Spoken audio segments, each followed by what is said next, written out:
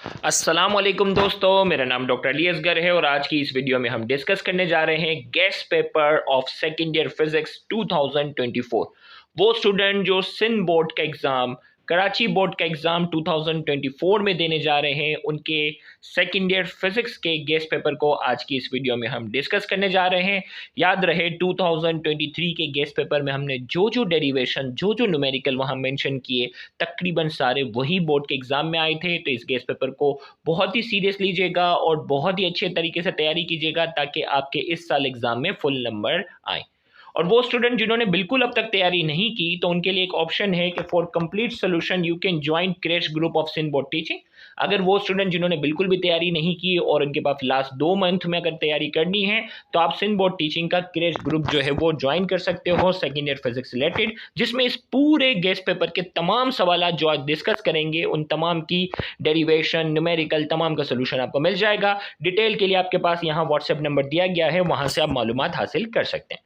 तो 2024 के लिए इस साल का जो लॉन्ग क्वेश्चन की हम बात करेंगे, याद रखिएगा हम हर क्वेश्चन के साथ नंबर लिखा होता है और वाला जो सवाल होता है वो सेकंड चॉइस होता है। फर्स्ट चॉइस जो हमारे पास होता है वो नंबर के साथ सवाल है। जैसे इस साल का जो सबसे इंपॉर्टेंट सवाल है, what is Compton effect, drive an expression for the Compton shift in the wavelength. Compton effect क्या है और आपने जो है वो क्या करना है, शिफ्ट इन वेवलेंथ की जो है वो क्या करनी है, डेरिवेशन करनी है। इसी तरीके से और करके जो सेकंड सवाल है, जो CP minus CV equal to R की जो डेरिवेशन है वो आपके सामने है, आपने क्या करनी है, उसकी जो है वो प्रिपरेशन करनी है। इसी तरीके से नंबर 2 क्वेश्चन हमारे पास है, derive derivation of root mean square velocity and prove that average transitional kinetic energy is proportional to absolute temperature. Average transitional energy जो है वो एब्सोल्यूट टेम्परेचर के बराबर है, ये पूरी डेरिवेशन करनी है। इसी तरीके से और करके हमारे पास जो है, what is Carnot engine, give its construction and working. Carnot engine की वर्किंग बतानी है, कंस्ट्रक्शन बतानी है। Also drive mathematical expression for its efficiency, इसकी इफिशिएंसी की जो डेरिवेशन है वो आपने करनी है। तीसरा सवाल हमारे पास जो है, थर्ड सवाल, give the construction and working of a moving coil galvanometer with the help of neat diagram, show that current I is directly proportional to the deflection. हर साल कुछ ऐसे सवाल होते हैं जो हमारे टीचर कहते थे आवे ही आवे, मतलब ये सवाल तो तकरीबन आना ही आना है। तो इस साल का जो है वो गैल्वानोमीटर ऐसा सवाल मुझे लगता है जो इस साल तकरीबन आएगा ही आएगा। तो गैल्वानोमीटर की कंस्ट्रक्शन और मूविंग कॉइल गैल्वानोमीटर की वर्किंग डायग्राम की मदद से बतानी है और आपने show that current I is directly proportional to the deflection, ये डेरिवेशन भी करनी है। फिर और करके हमारे पास है, state Ampere's law, derive the expression for magnetic field of induction B inside a current carrying toroid और सोलिनॉइड। टोरॉइड मोस्ट इंपॉर्टेंट है, याद रखिएगा। और जब भी लिखा हो मतलब सेकंड चॉइस, अगर टाइम मिल जाए तो ये भी कर लो। टोरॉइड पे पहला फोकस करना है, एम्पियर्स लॉ की स्टेटमेंट और टोरॉइड की जो डेरिवेशन है वो पूरी करनी है।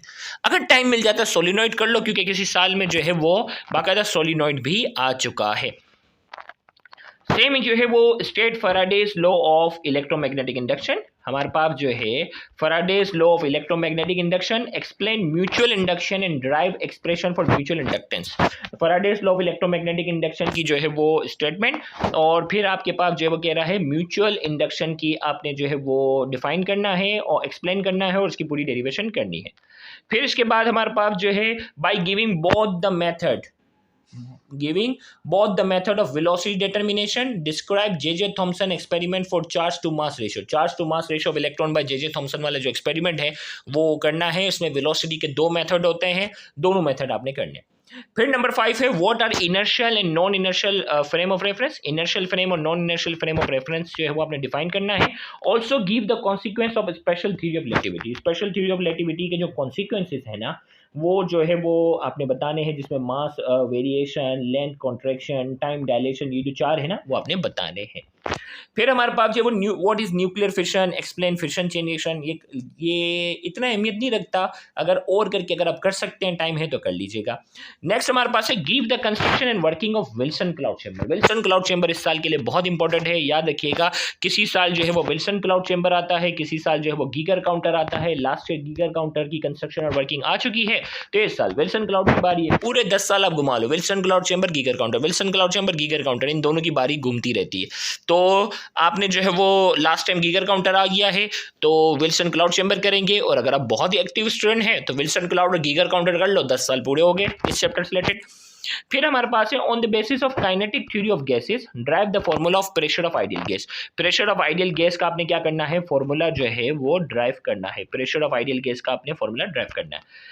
फिर नेक्स्ट हमारे पास सवाल जो है वो state Gauss's law drive an expression for electric intensity of charge sphere when point P number 1 outside the charge sphere on the surface of a sphere inside the sphere। Gauss's law है जिसमें फिर electric field intensity of charge sphere है, किसी साल charge sphere वाली derivation आती है और किसी साल आता है electric field intensity of infinite sheet of charge. तो इस साल electric field intensity of charge sphere की अहमियत है जिसमें पॉइंट P आउटसाइड होता है, सरफेस पर होता है और इनसाइड द चार्ज स्फीयर होता है। Last year electric field intensity of infinite sheet भी नहीं आई और चार्ज स्फीयर भी नहीं आई। तो अगर आप गॉसेस लॉ के साथ जो है वो चार्ज स्फीयर वाली डेरिवेशन कर लेते हो और electric field intensity of infinite sheet of charge कर लेते हो तो समझ लो कि एक डेरिवेशन आपकी पक्की, इन दोनों में से एक डेरिवेशन आपकी जो है वो कंफर्म हो जाएगी। तो इसलिए एक समझदार स्टूडेंट है, वैसे तो आप इस पर फोकस करो लेकिन आप इनफाइनाइट शीट ऑफ चार्ज और चार्ज स्फीयर वाली डेरिवेशन कर लो तो समझ लो एक लॉन्ग सवाल आपका पक्का हो गया। फिर जो हमारे पास है शॉर्ट क्वेश्चन आंसर में, अब कुछ शॉर्ट क्वेश्चन आंसर के लिहाज से सवाल है। वैसे तो शॉर्ट क्वेश्चन आंसर में ज्यादातर न्यूमेरिकल्स होते हैं। Write down to statement of second law of thermodynamics and prove their equivalence. Second law of thermodynamics की केल्विन और क्लॉसियस स्टेटमेंट है, दोनों बताने हैं और प्रूव करके बताना है कि दोनों क्या है, इक्विवेलेंट है। इसी तरीके से what is P N junction, explain the formulation of formation of potential barrier in P N junction. P N junction को डिफाइन कर लो और पोटेंशियल बैरियर को बता दो, पोटेंशियल बैरियर कैसे बनता है। फिर इसके बाद आपके पास जो है with the help of diagram explain the working of full wave rectifier. Full wave rectifier जो है वो डायग्राम की मदद से एक्सप्लेन कर दो। इसी चैप्टर का सवाल है define thermal expansion, proof beta equal to 3 alpha. Thermal expansion को डिफाइन करो और प्रूफ कर दो कि बीटा बराबर है 3 अल्फा के। How is galvanometer converted into volt meter और एम मीटर। किसी साल पूछा गया गैल्वानोमीटर, मुझे वो शॉर्ट में ही आए दोनों कि वोल्ट मीटर में कैसे कन्वर्ट होता है, गिव द मैथमेटिकल एक्सप्रेशन। और किसी साल पूछा गया कि भाई एम मीटर में कैसे कन्वर्ट होता है, एक्सप्रेशन बता दो। तो दोनों अगर कर लो तो सेफ साइड हो जाएगा, शॉर्ट क्वेश्चन आंसर पक्का हो जाएगा। How does the temperature affect the resistance of a conductor. Temperature जो है वो रेजिस्टेंस पर किस तरह असरअंदाज होता है। Express drive an expression for the resistance of the conductor at T। resistance वाला है ना, resistance is directly proportional to initial resistance is directly proportional to the change of temperature। ये वाली डेरिवेशन करनी है। derive the expression for the equivalent capacitance when 3 capacitors are connected in series और parallel. आपके पास जो वो 3 कैपेसिटर हैं आपस में कनेक्ट होते हैं, सीरीज कॉम्बिनेशन ऑफ कैपेसिटर का फॉर्मूला ड्राइव कर लो या आप और करके दिया हुआ पैरेलल, तो दोनों कर लो, दोनों एक जैसी डेरिवेशन है, थोड़ा सा फर्क है। Drive the relation between electric intensity and electric potential. Electric intensity और इलेक्ट्रिक पोटेंशियल के दरमियान का जो है वो आपने रिलेशन बताना है। Discuss the principle of production of laser light. Laser light का जो है वो बताना है। State Bohr's postulate of hydrogen atom. Hydrogen का जो है वो बताना है। तो यहाँ ये हो गया। अब आते हैं न्यूमेरिकल की बात करते हैं। न्यूमेरिकल में आपके पास जो है वो 16 एग्जाम्पल के जो न्यूमेरिकल है, देखिए ये बुक के वो न्यूमेरिकल है जो पूरे 10 साल में घूम रहे हैं, ठीक है। अगर ये वो आप न्यूमेरिकल इनकी तमाम प्रैक्टिस कर लेते हो, अगर आप बिल्कुल भी प्रैक्टिस नहीं की, क्रेश ग्रुप का हिस्सा बनते हैं तो इन तमाम न्यूमेरिकल्स के जो है वो आपको एक्सप्लेनेशन प्रोवाइड कर ली जाएगी। तो क्रेश ग्रुप के अंदर 2 महीनों के अंदर सेकेंड ईयर फिजिक्स का पूरा कोर्स कवर करवाया जाएगा। ये जितने भी सवाल डिस्कस हो रहे हैं उन तमाम के जो है वो सोल्यूशन यानी पूरी एक्सप्लेनेशन और पूरी डेरिवेशन कैसे आपने सॉल्व करनी है वो सारा उसके अंदर सोल्यूशन मौजूद होगा। तो हीट के जो है वो 16 एग्जाम्पल में 11.2, 11.3, 11.4 एंड 11.5 और एक्सरसाइज के जो न्यूमेरिकल हैं 11.2, 11.3, 11.4, 11.6 एंड 11.9 एंड 11.1। इलेक्ट्रोस्टैटिक्स में 16 एग्जाम्पल 12.1, 12.8, 12.11, 12.12, 12.13 और एक्सरसाइज के न्यूमेरिकल आपके सामने हैं 12.11, 12.1, 2, 5, 6, 8, 10, 11, 12, 16, 17, 19, 20, 22 एंड 23।